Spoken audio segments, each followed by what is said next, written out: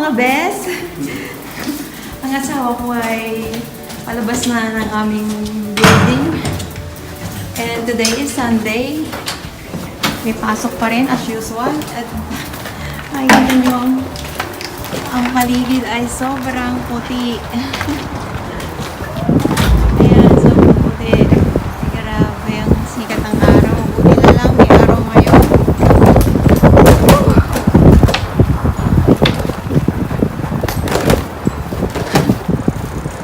Magbabike siya at mag-filming para saan mo ba ginarahe yung kotse natin? Wala pala kaming kotse.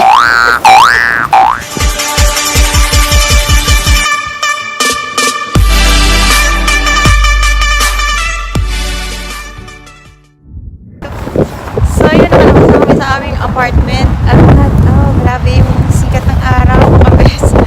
Ito lang ang hirap kapag sobrang puti ng paligid, hindi ka talaga makatingin directly sa daan. So kailangan talaga natin na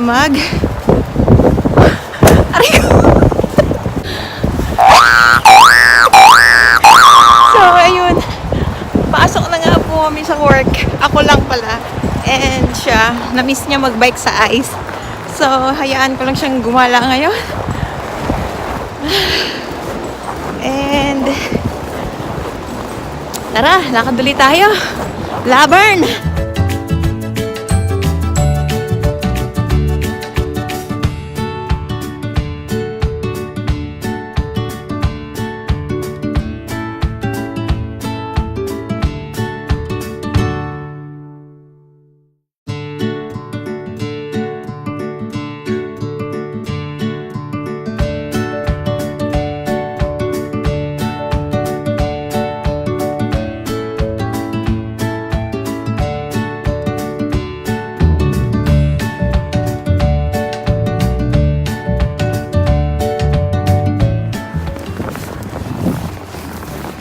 Ito lang naman yung dinaranas naming struggle dito para lang makarating sa work.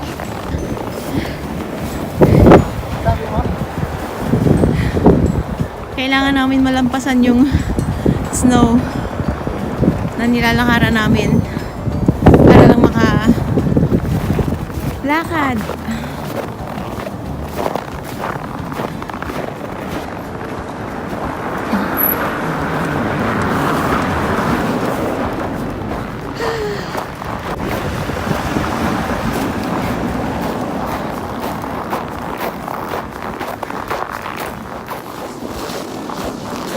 So yun nga, last night nanood kami sa balita, sa news, na kagabi pala, mula pa nung nag-start yung storm, ang Toronto City is nakakapagpa-deploy na sila ng kung ilang daang truck ng asin or salt para ikalat sa buong city of Toronto. Kasi nga ay para makadalo yung mga sasakyan ng maayos para papunta sa kanilang mga destination. And kung makikita nyo, yung mga nasa gilid na yan, bali, na-plow na yan. Diba, hane? Na-plow na kagabi. Oo, na-plow na yan kagabi at kanina umaga. Continuous yung pagde-deploy nila ng mga salt. 300 something? 600 salt trucks yata. 600 tons? 600 salt trucks and then 200 road plows. Oh, hindi. 300 yung road plows tapos 200 yung sidewalks plows. So, kung ilang 100 tons yung salt na i-deploy na nila sa Thousands. Yeah, 100 thousands. Sa buong Toronto na yun. So, yun talaga yung priority kapag may mga ganitong snowstorm. Bali, ito yung first snowstorm this year, 2019, as of January. And ito din yung first time ko na papasok ng ganito kakapal yung snow. Usually, hindi ganito kakapal eh. kaya pa. Pero, kakayanin pa rin. So, yung nakikita nyo, yun na yung mga nadaanan na ng sasakyan. Kaya medyo iba na yung color compared doon sa hindi pa nadadaanan. Sobrang white pa rin niya.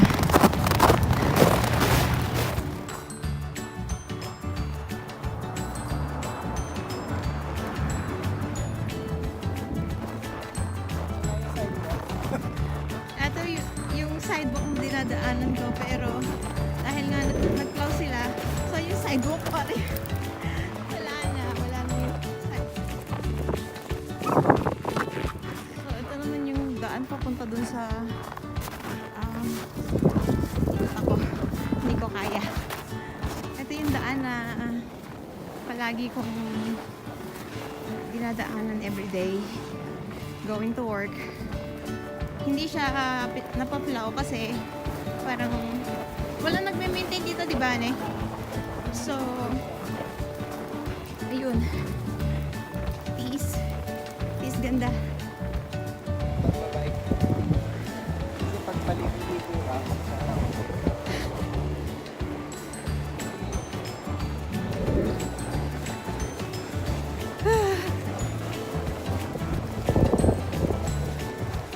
Kung itatanong nyo kung gaano ba talaga siya kalamig, oh, hindi ko ma-explain eh, pero try nyo magbukas ng freezer sa mga fridge nyo, and then magstay kayo ng mga ilang minutes aksaya sa kuryente para lang magkaroon kayo ng idea. Magstay kayo ng hawakan nyo yung pinaka freezer ng ilang minutes, tapos kapag naramdaman nyo na yung parang umiinit na, tapos nagnanab na kayo na halos parang tinutusok-tusok na kayo ng libu-libong karayom, yun na yung pakiramdam kung paano ba magkaroon ng ganitong klase ng weather. Woo! Diyos ko po, Ruday!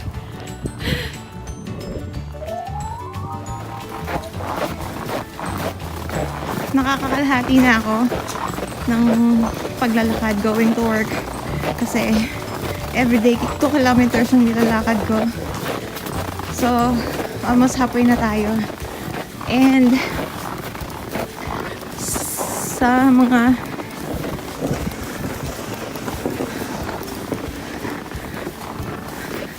kanya-kanyang pagpa-plow sila. As you can see, may mga hanggang ngayon may mga nagpa-plow pa rin. Ang kagandahan lang talaga kapag winter time, hindi ko ma-explain pero sobrang ganda. Yung ganda niya is nakaka-iyak kasi namimiss ko yung family sa Philippines dahil nga gusto ko sana nandito din sila. Kaso for now, ito muna ang pagtsatsagaan kong kasama. Ane? Yeah. Ayun na naman yung araw, sumikat na naman, pero malamig pa rin. 360.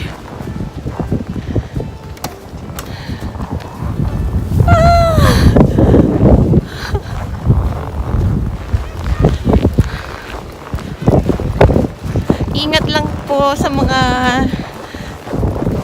nakakaranas ng ganito. Diretso daw kami. So madulas kasi, kaya reminder lang na huwag niyo po akong gagayahin na naglalakad tapos nagla-live. Ay, nagbi-video. Kasi sa ulado ko na yung mga daan dito, kaya confident naman ako na I'm safe. Safe.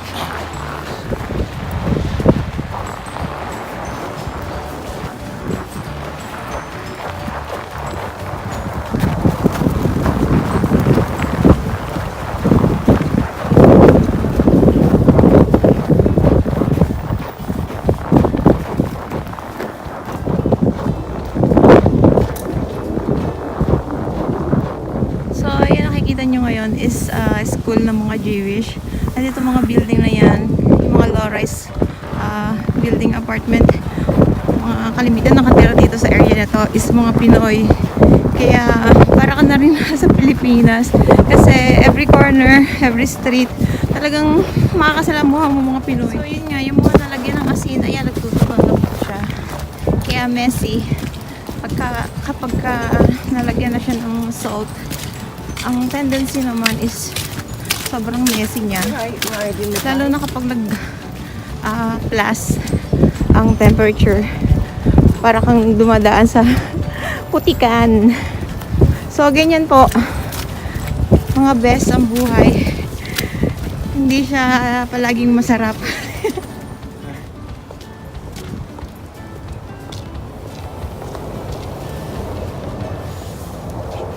So, nandito na ako sa work. Naihatid na ako ng honey ko. And siya naman ay magbabike ngayon. So, ingat and good luck sa ride, honey. Alright. See you again mamaya. Bye. Iingat ako. Mag-iingat ka nga, dapat.